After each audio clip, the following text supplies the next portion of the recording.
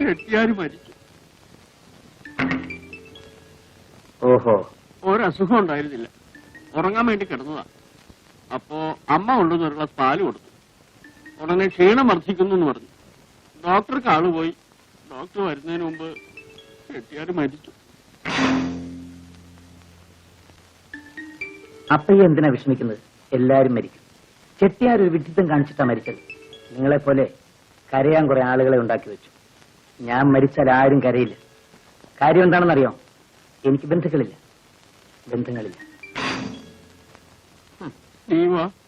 വേഗം ചെല്ല. അയ്യോ, ഞാൻ എന്തിനാ വരുന്നത്? അവരൊക്കെ വലിയ ആൾക്കാർ. അവിടെ എന്നെ പോലുള്ളവർക്ക് എന്താ കാര്യം? അതിനുള്ള നിലയും വില എനിക്കുണ്ടോ? അപ്പയ്യ പൊയ്ക്കോളൂ, പൊയ്ക്കോളൂ.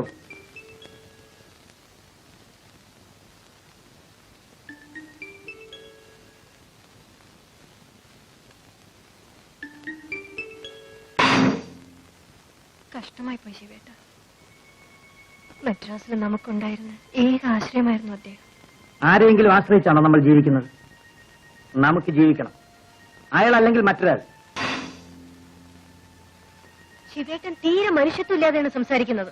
ജീവിക്കണമെങ്കിൽ അതില്ലാതിരിക്കുക നല്ലത്. ഇവിടെ ആർക്കാ മനസാക്ഷിയുള്ളത്?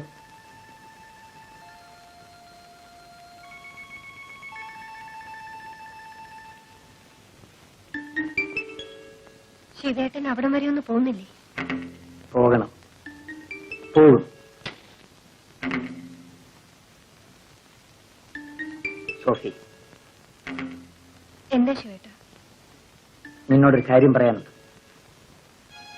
അത് കേൾക്കുമ്പോൾ സോഫി ഞെട്ടരുത്, വിഷമിക്കരുത്, വേദനിക്കരുത്. എനിക്കൊന്നും മനസ്സിലാവുന്നില്ല. നമ്മൾ എവിടെ വെച്ച് കണ്ടുമുട്ടിയെന്ന് എനിക്കറിയാം, എങ്ങനെ ജീവിച്ചു എന്ന് എനിക്കറിയാം. ഇവിടം വരെ എത്തി. രുക്മിണിയിൽ നിന്നാണ് എന്റെ വളർച്ച ആരംഭിച്ചത്. അതിനാക്കം കൂട്ടിയത് നീയാണ്. എനിക്ക് നിന്നോട് നന്ദിയും കടപ്പാടും സ്നേഹവും ഉണ്ടായിരിക്കണമെന്ന് നീ ആശിക്കരുത്. നമ്മൾ ഇവിടെ വെച്ച് പിരിയുകയാണ്. രുക്മിണിയും അന്ന് ഇങ്ങനെയാ വിളിച്ചത്. ചെട്ടിയാര് മരിക്കുന്നതുവരെ നീ എന്റെ കൂടെ ജീവിക്കേണ്ടത് എന്റെ ഒരു ആവശ്യമായിരുന്നു.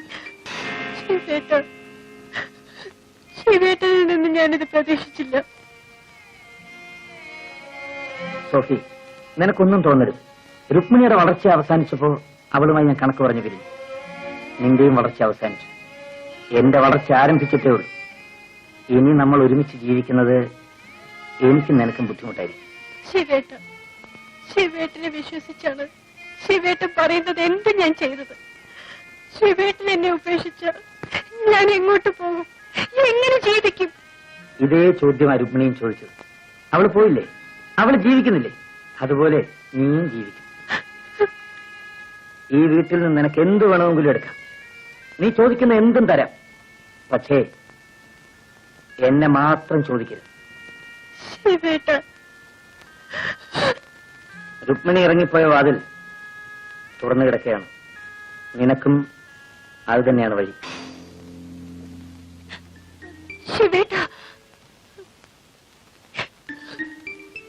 യാത്ര പറയാൻ ഇനി എന്നെ കാണണമെന്നില്ല.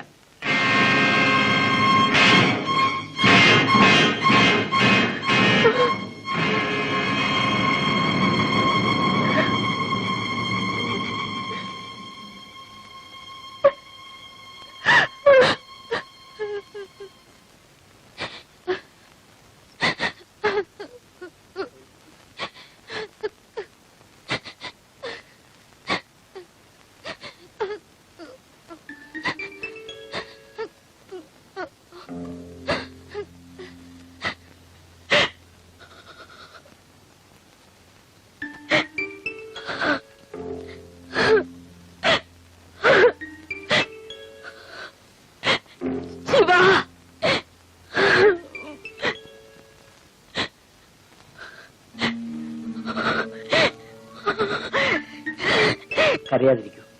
അത് ചെയ്യാതെ നമുക്ക് മറ്റു യാതൊരു മാർഗവും ഇല്ലായിരുന്നു. என்ன இருந்தாலும் அவர் என் கணவர் தானே. அவரை நான் ചെയ്യാൻ പാടില്ലാത്തതാണ്. പക്ഷേ അത് ചെയ്യാതെ നമ്മൾ എന്ത് ചെയ്യും? எனக்கு இனிமே யாரு இருக்காங்க சிவா? இனிமே எனக்கு எல்லாமே நீதானே. ഞാനുണ്ട്, എന്റെ കമലത്തിന് ഞാനുണ്ട്. തീർച്ചയായും നിനക്ക് എന്നെ വിശ്വസിക്കാം.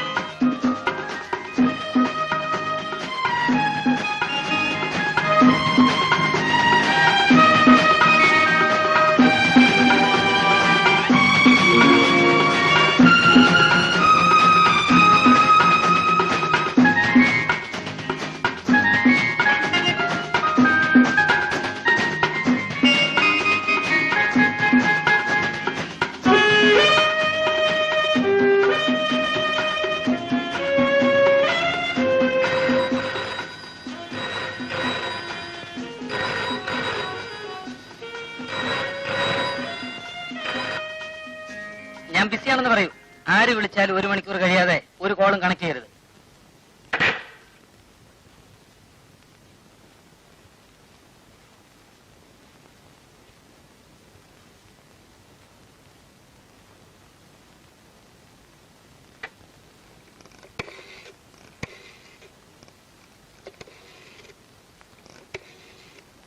Hello, yes, Shivan here.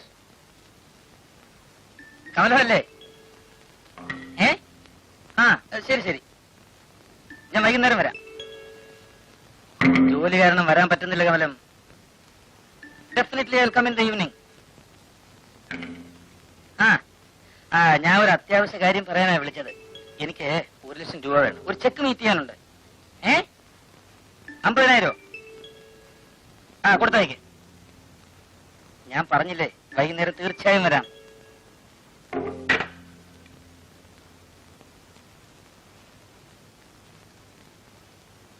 എന്നെ കാണാൻ ആര് വന്നാലും വൈകുന്നേരം 4 മണിക്ക് ശേഷം വരാൻ പറയും. അക്കൗണ്ട്സിലെ നാരായണയ്യരോട് എന്നെ വന്ന് കാണാൻ പറയും.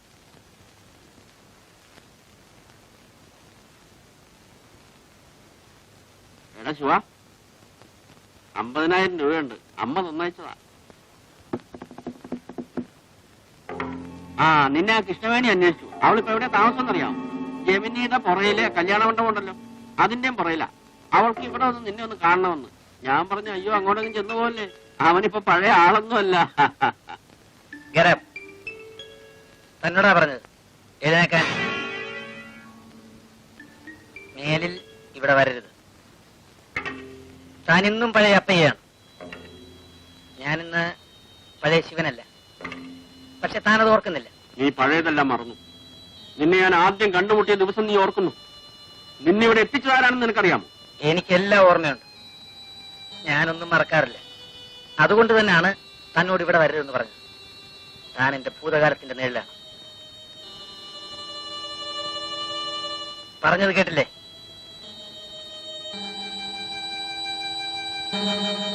മത്തായി, സോറി, അപ്പയ്യ, താൻ എന്നെ ഒരുപാട് സഹായിച്ചിട്ടുണ്ട്. അതിന്റെ പ്രതിഫലമായി തനിക്ക് എത്ര പണം വേണമെങ്കിൽ ഞാൻ തരാം. പെണ്ണുകൂട്ടി ആർക്ക് വേണോടാ നിന്റെ പണം? നാളെ ഈ മുഖം എനിക്ക് പരിചയം ഉണ്ടാവില്ല. അതുകൊണ്ട് പറഞ്ഞ നന്ദി കേട്ടവൻ. Get out.